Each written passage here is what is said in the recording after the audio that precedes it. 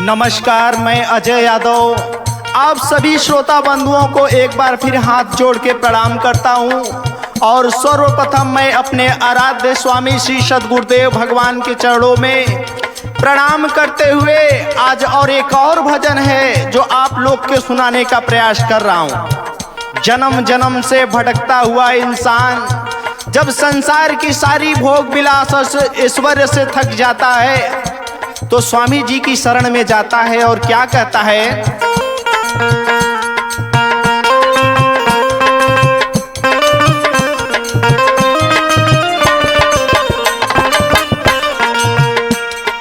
आइल बा दुखिया दुआरिया नजरिया फेराए स्वामी जी।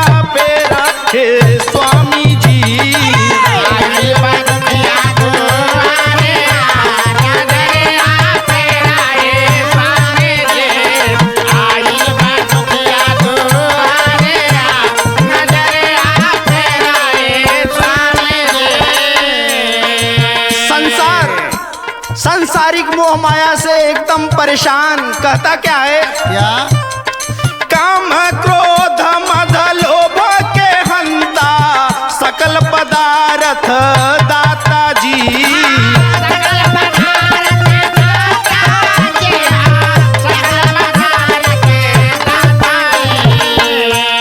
हे ब्रह्मा केवल जन्म के दाता आप ही जीवन निर्माता जी।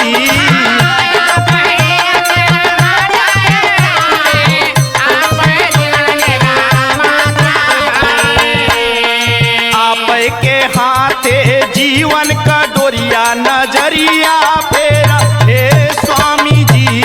आप के हाथे जीवन का डोरिया नजरिया फेरा हे स्वामी जी। आप के हाथे जीवन का डोरिया नजरिया फेरा हे स्वामी जी। भक्त बोल रहा कि प्रभु मैं तो अज्ञान, आपके पास तो सर्व ज्ञान है, आप तो जानते हैं कौन अच्छा है कौन बुरा है। तो कहते क्या कि ज्ञान का बोधा करा के आप ही भूली राह बताते हो।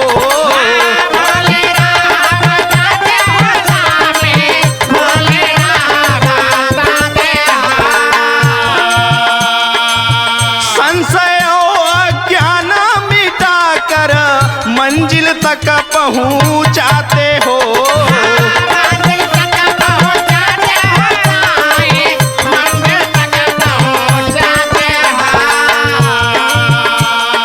भूलल बा हमारी डगरिया नजरिया फेरा हे स्वामी जी। भूलल बा हमारी डगरिया नजरिया फेरा हे स्वामी जी। भूलल बा हमारी डगरिया नजरिया फेरा हे स्वामी जी। भक्त कहता है कि प्रभु आप तो राह बताते हो, कृपा करके हमारे पर भी दया करो और मुझे भी इस संशय से निकालो। कहते क्या, ओम नाम का बीज रोप के पत्थर पे दूब उगाते हो।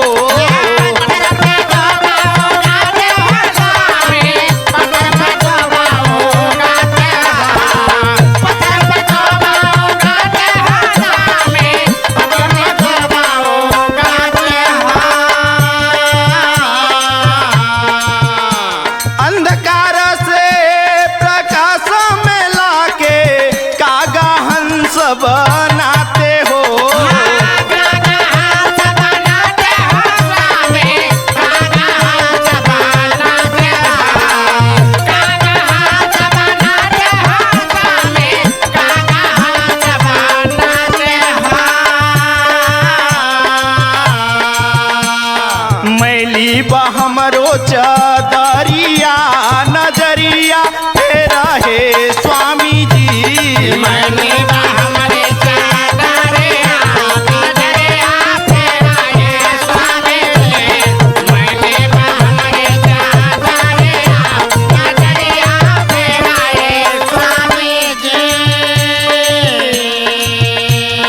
बोले प्रभु आप तो संसार के सारे माया को जानते हो, आप तो कृपा के सागर हो।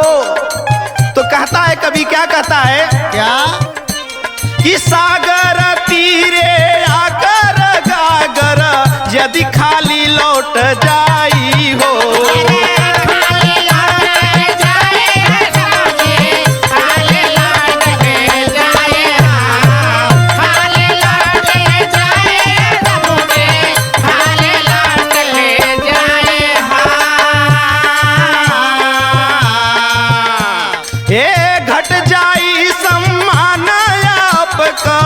केहू न द्वारे आई हो।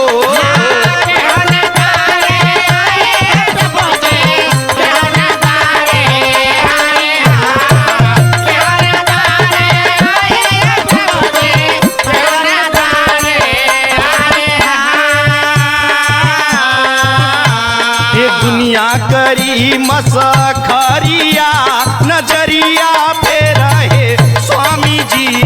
दुनिया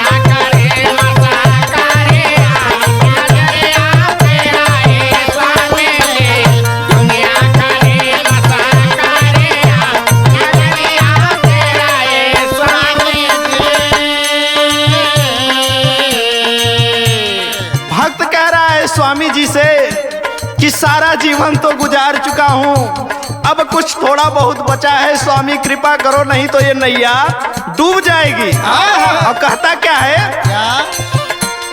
व्यर्थ भटके इहाँ उहाँ हम सारी उम्र गवली हो।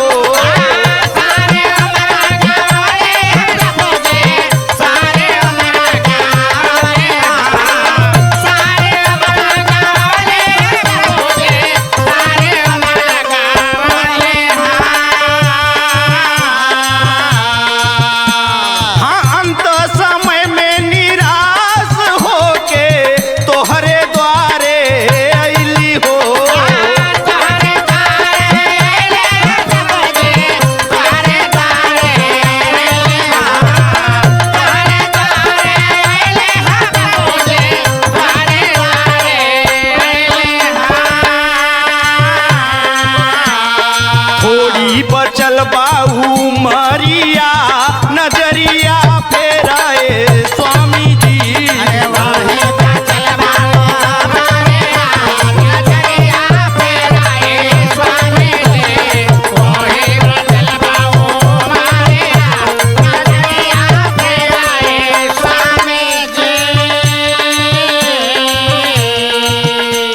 लास्ट में कवि को कहना पड़ा क्या,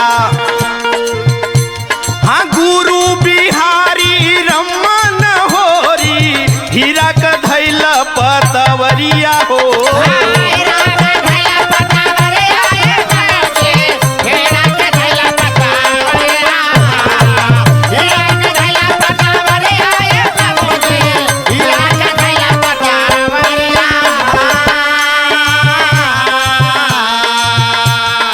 अजय के कंठ में बसी के देला स्वर का लय दरिया हो।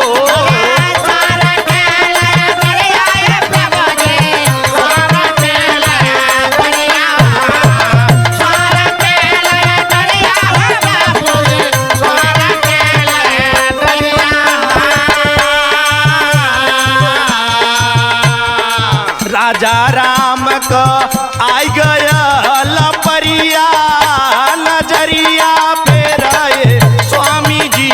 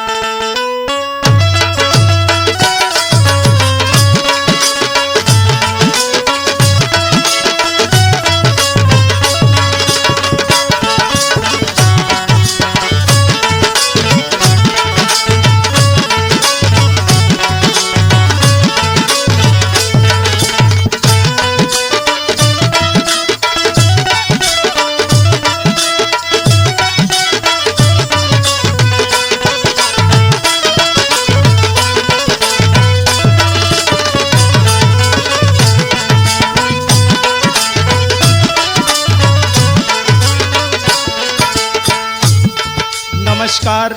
मैं अजय यादव आप सभी को हाथ जोड़ के प्रणाम करता हूं और सर्वप्रथम मैं अपने स्वामी श्री सद्गुरुदेव भगवान के चरणों में प्रणाम करते हुए आज एक और स्वामी जी का जो भजन है आप लोग के बीच प्रस्तुत करने जा रहा हूं और आशा और विश्वास है कि आप लोग को अवश्य पसंद आएगा। संसार सागर में भटकता हुआ मनुष्य जीवन रूपी नौका को सद्गुरु कैसे पार लगाते हैं, कभी इस गीत के माध्यम से कहते हैं। क्या कहते हैं?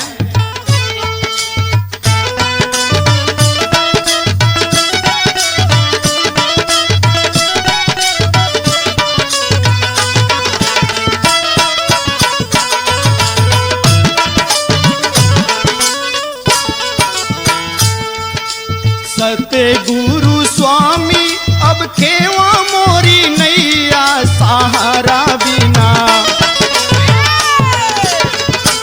सहारा बिना डूबे हो मोरी नैया सहारा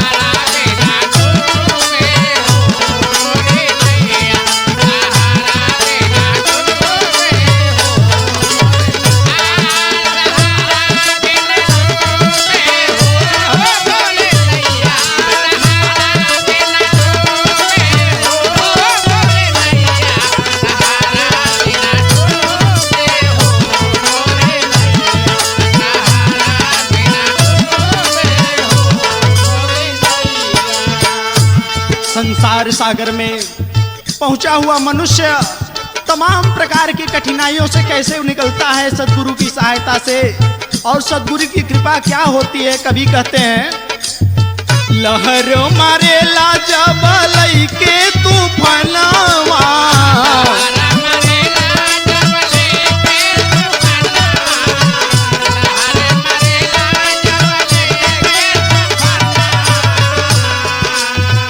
लहर मारेला जब लइके तूफानवा, हिल जाली नैया तेरा जाला मनवा।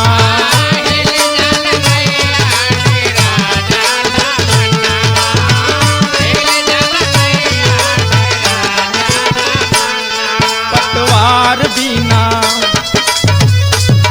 पतवार बिना डूबे हो मोरी नैया,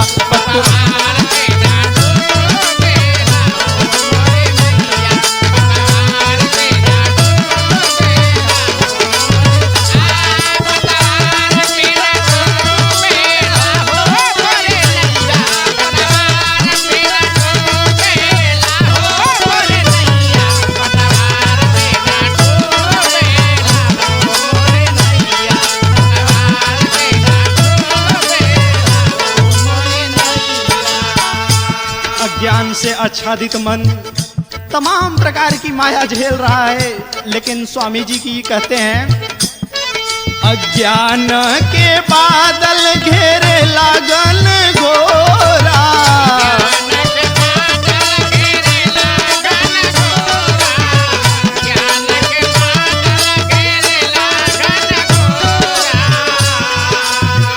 स्वामी जी से अर्ज कर रहा है, भक्त कह रहा है क्या? अज्ञान के बादल घेरे लागन गोरा,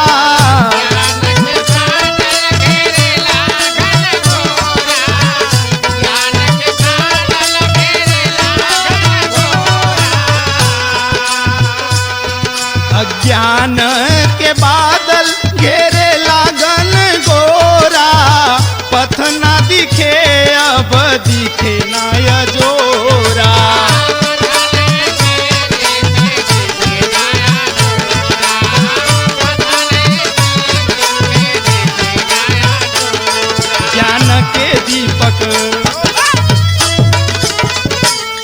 ज्ञान के दीपक जलावा सतगुरु स्वामी,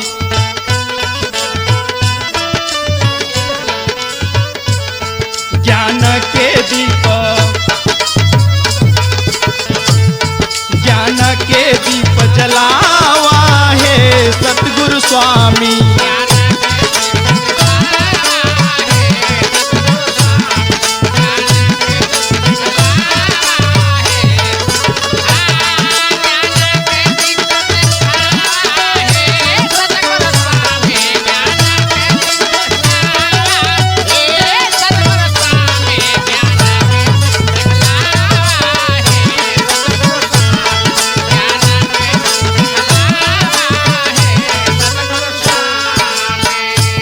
जीवन में उठ रही तमाम प्रकार के उठक पटक के बीच भक्त कहता है स्वामी से, क्या माया के लहर स्वामी शांत कराव,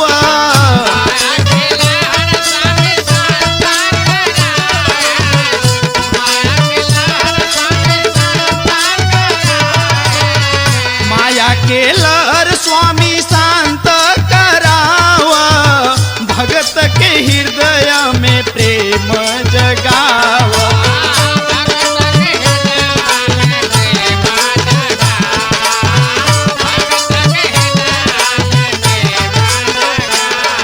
भरोसा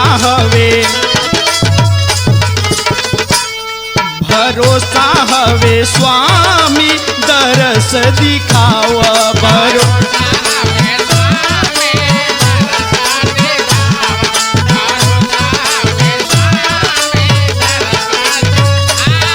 भरोसा हवे स्वामी दरस दिखाव, भरोसा हवे स्वामी दरस दिखाव, भरोसा हवे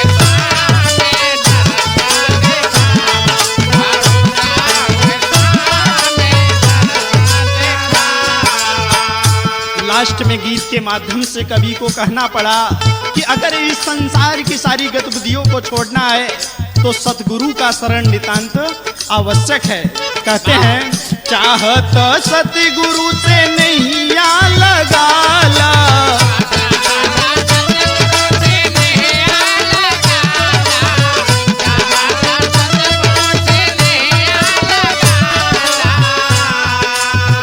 चाहत सतगुरु से नैया लगाला, जन्म जन्म के बिगड़ी बनाला, जन्म जन्म के बिगड़ी बनाला।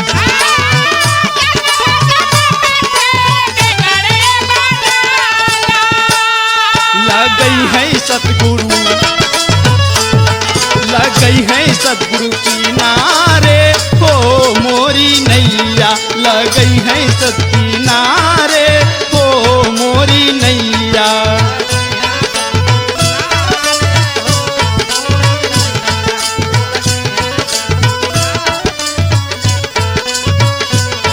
लगई है सतगुरु,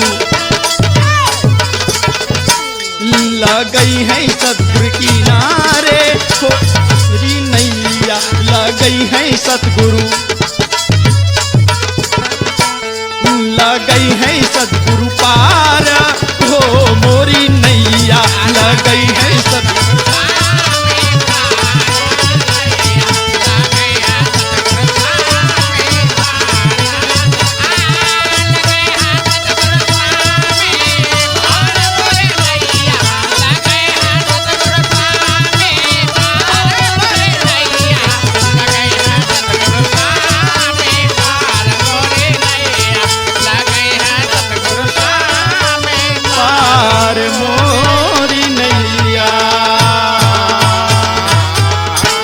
से बोलो श्री सद्गुरुदेव भगवान की जय।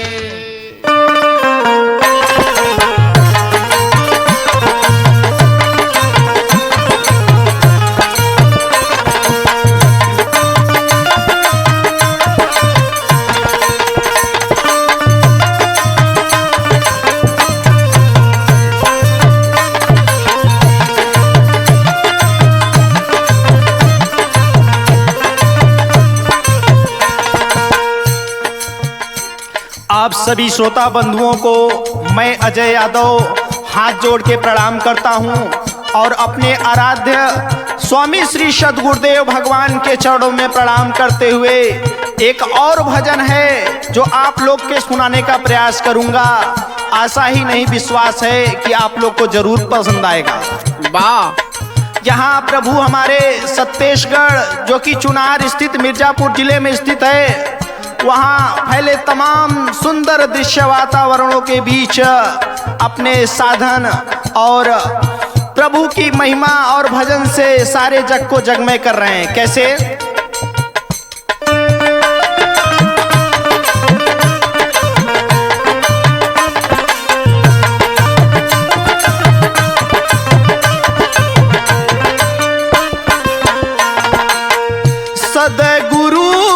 महिमा अपार बा सच्चा दरबार बाना।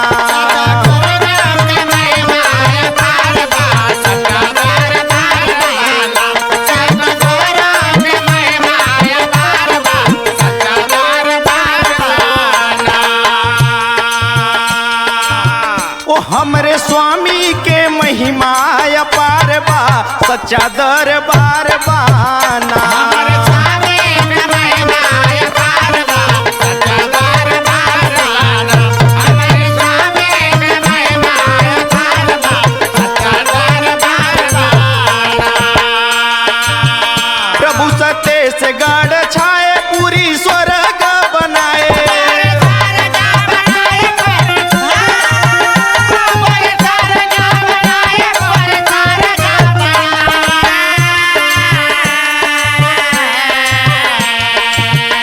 पाए भक्त दर्शन सबका उद्धार बा पावन दरबार बाना।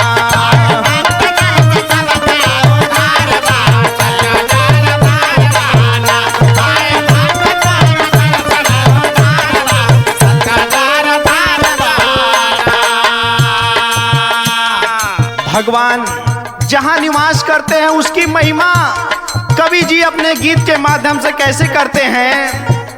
किला मिला जब दान जहाँ बस गए भगवान।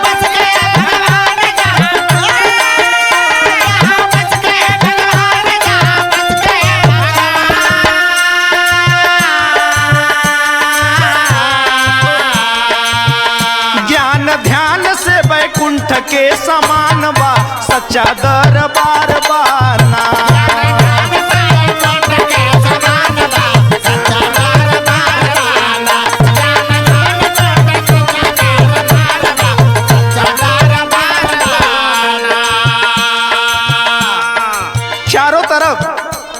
चारों तरफ फैले प्रभु के दरबार में समस्त वातावरण को कवि कैसे दर्शा रहा है कि चारों तरफ बा पहाड़ बगल बहे नदी धार।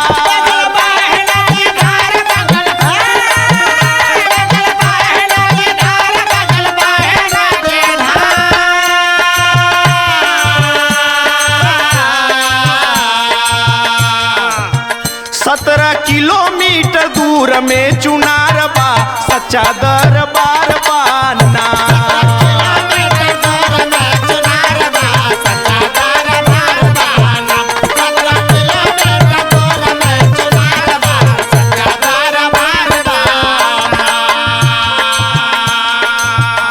भक्तों की महिमा अपरंपार कैसे प्रभु कभी अपने गीत के माध्यम से सजा रहे हैं कि दर भीड़ लगे भारी जुटे लगे नार नारी।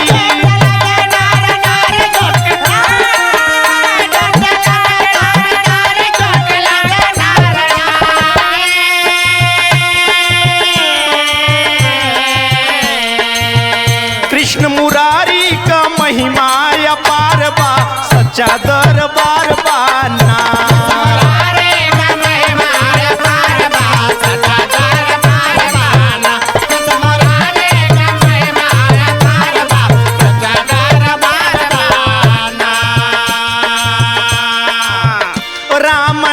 भजे सब मन प्रभु को संवारे।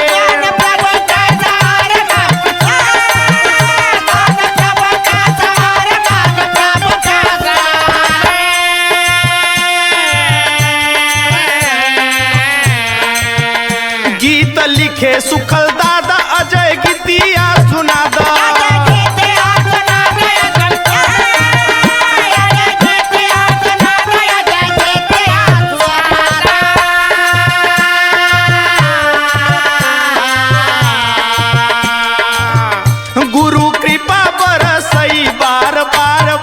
सच्चा दरबार बाना।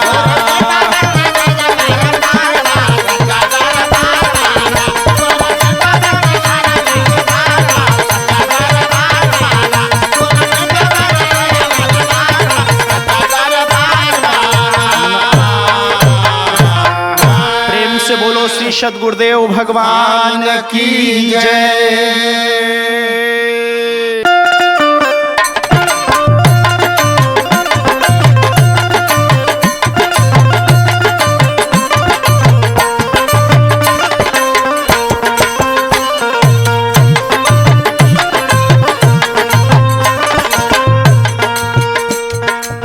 नमस्कार, मैं अजय यादव आप सभी श्रोता बंधुओं को हाथ जोड़ के प्रणाम करता हूं और अपने आराध्य स्वामी श्री सद्गुरुदेव भगवान के चरणों में प्रणाम करते हुए आज एक आध्यात्मिक भजन है जो इस जीव को जागना चाहिए, इस मोह रूपी संसार को जो भटक रहा है। कभी इस गीत मत के माध्यम से क्या कहते हैं, क्या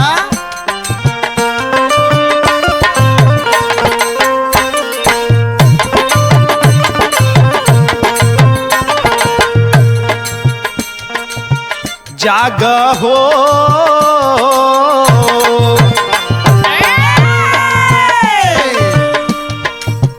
जाग हो अब सवेरे सवेरे,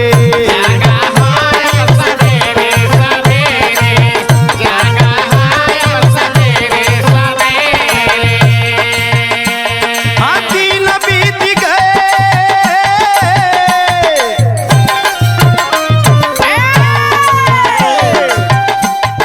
दिन बीत गए अब हुई है अबेरे, जाग हो अब सवेरे सवेरे।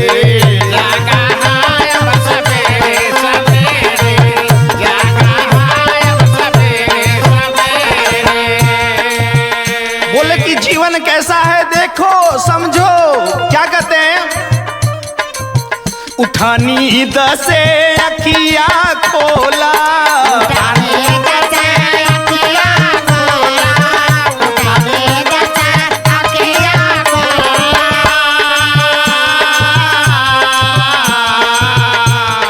उठा नींद से अखिया खोला, प्रभु के ध्यान में अब कुछ बोला,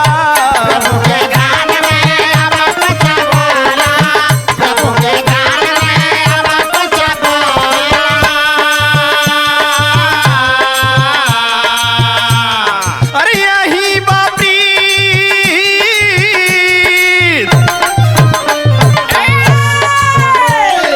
यही बाबरी कबाबेरे, जाग हो अब सवेरे सवेरे।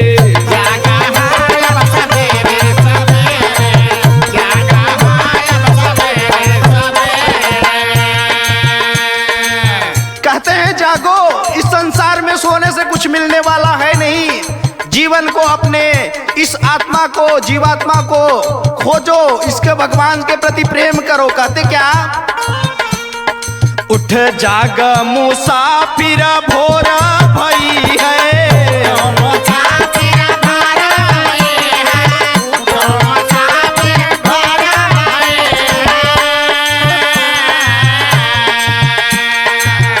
उठ जाग मुसाफिर भोर भई है, रैन कहाँ जो अब सोवत है,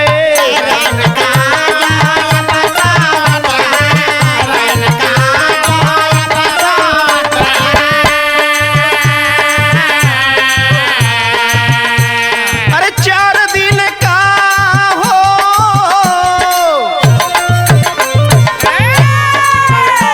अरे 4 दिन का खेल बहुत ही घनेरे, जागा हो अब सवेरे सवेरे।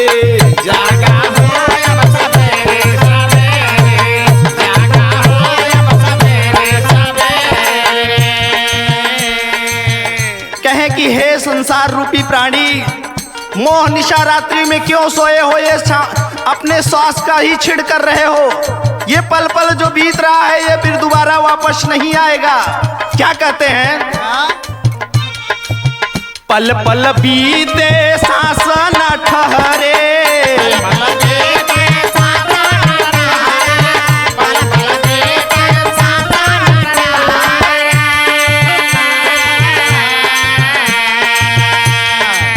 पल पल बीते सांस न ठहरे, कब तन छूटे कोई न कहरे,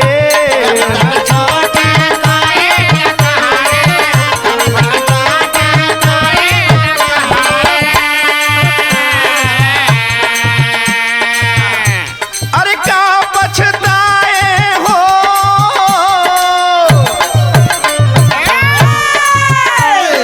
क्या पछताए जब चिड़िया चुगेरे,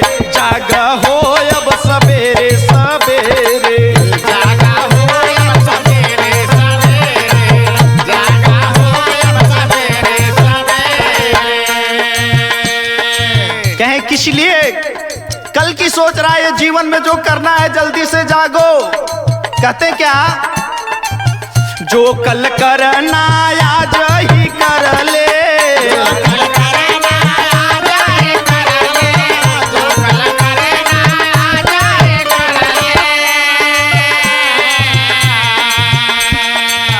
जो कल करना आज ही कर ले, जो आज करना अब ही कर ले।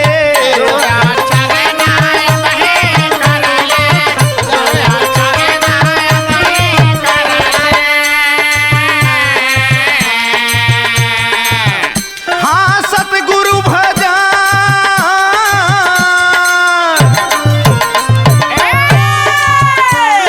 सतगुरु भजन ही होई है सहारे।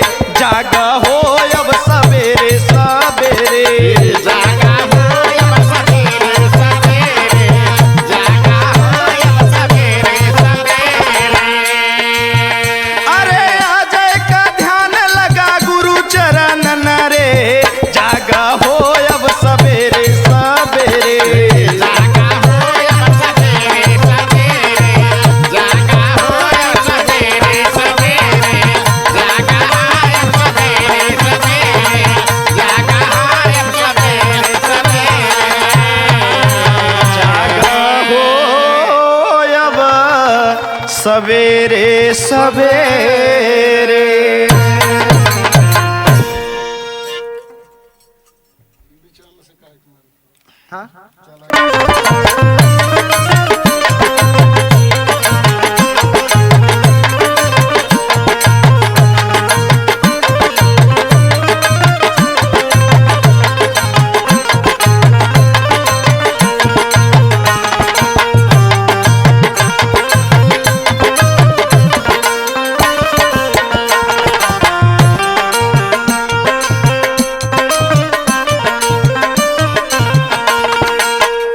नमस्कार, मैं अजय यादव आप सभी श्रोता बंधुओं को एक बार फिर हाथ जोड़ के प्रणाम करता हूं और अपने आराध्य स्वामी श्री सद्गुरुदेव भगवान के चरणों में प्रणाम करते हुए जीवन में महापुरुष जो सद्गुरु होते हैं उनकी क्या आवश्यकता है और हर एक मनुष्य के जीवन में उनकी क्या महिमा होनी चाहिए, उसका वर्णन आज मैं इस भजन के माध्यम से करूंगा कि भगवान हर युग में कैसे कैसे आके लोगों का कल्याण किए और संसार सागर से सबको मुक्त किए। क्या कहते हैं,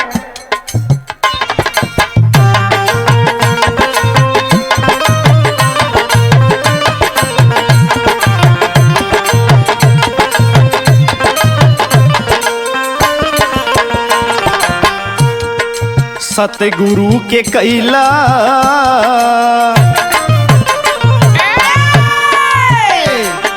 सतगुरु का कैला भजनिया हो जेके भजे सारी दुनिया।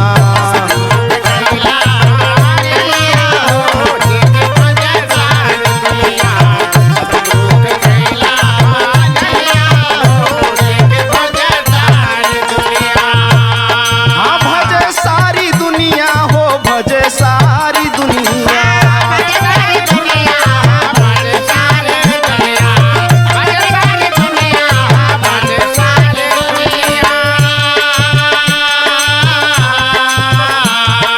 सतगुरु का कैला भजनिया हो जेके भजे सारी दुनिया।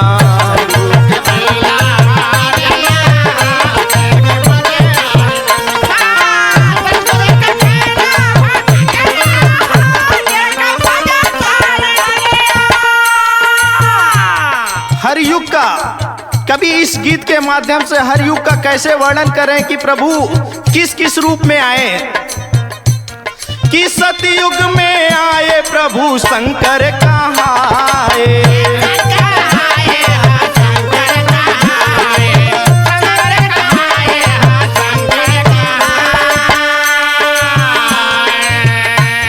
हाँ शंकर कहाँ आए प्रभु, शंकर कहाँ आए।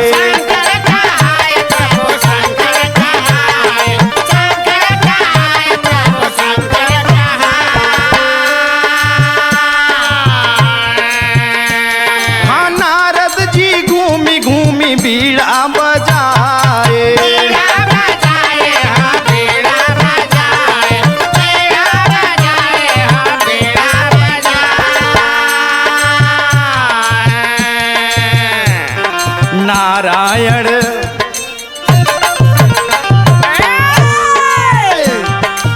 नारायण नारायण गाए हो जेके जपे सारी दुनिया।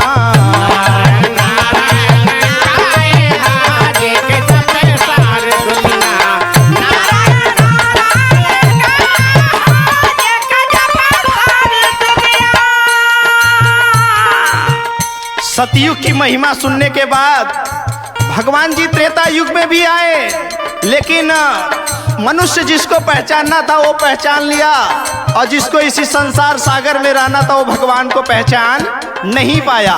क्या कहें प्रभु? त्रेता में आए प्रभु राम कहाए,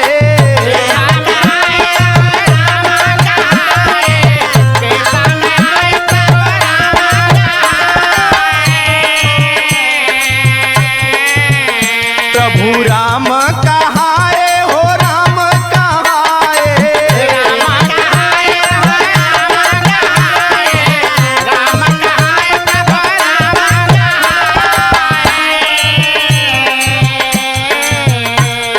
सबरी के यहाँ जाई झूठ बैर खाए,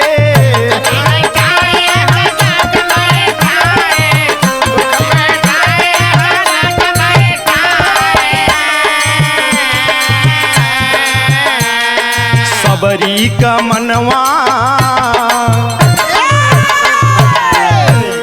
सबरी का मनवा बढ़ाए हो जेके जान सारी दुनिया।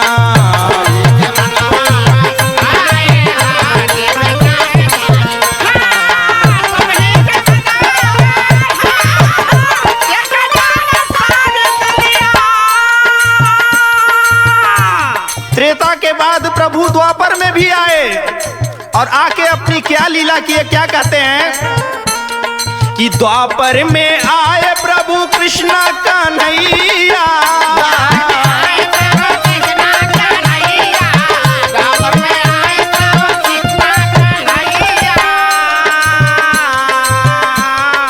बंसी वाले कान्हा हो बंसी वाले कान्हा,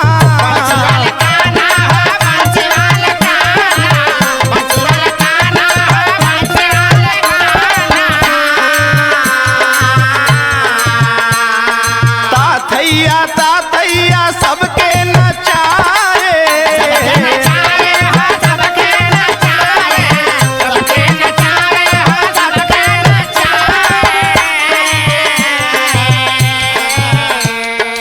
अर्जुन को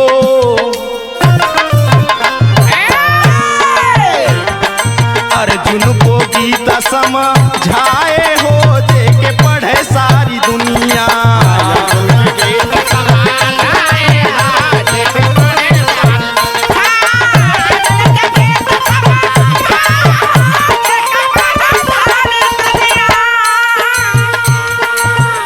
ऐसे ही कलयुग में इस धरा पे परम पूज्य हमारे स्वामी श्री अड़गड़ानंद जी महाराज का आगमन हुआ, और सतेशगढ़ धाम जो चुनार स्थित है पहाड़ों में भगवान अपनी अमृतवाणी का अपने भक्तों के ऊपर कैसी वर्षा कर रहे हैं। यहाँ पे कवि कहते हैं, क्या कहते हैं? क्या? कलयुग में आए प्रभु स्वामी हमारे,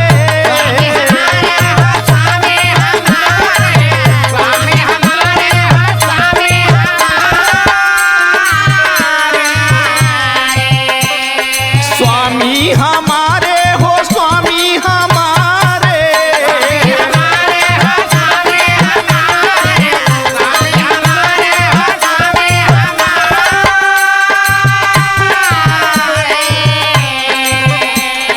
भगतन का भीड़ लगे उनके दुआरे,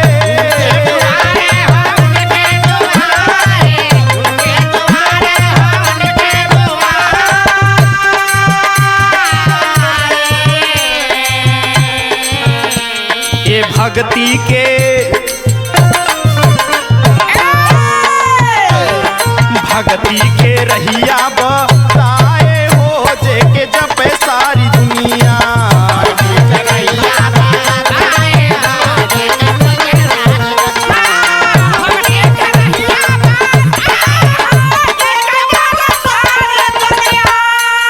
सतगुरु के सतगुरु के कैला भजनिया हो जेके जप सारी दुनिया।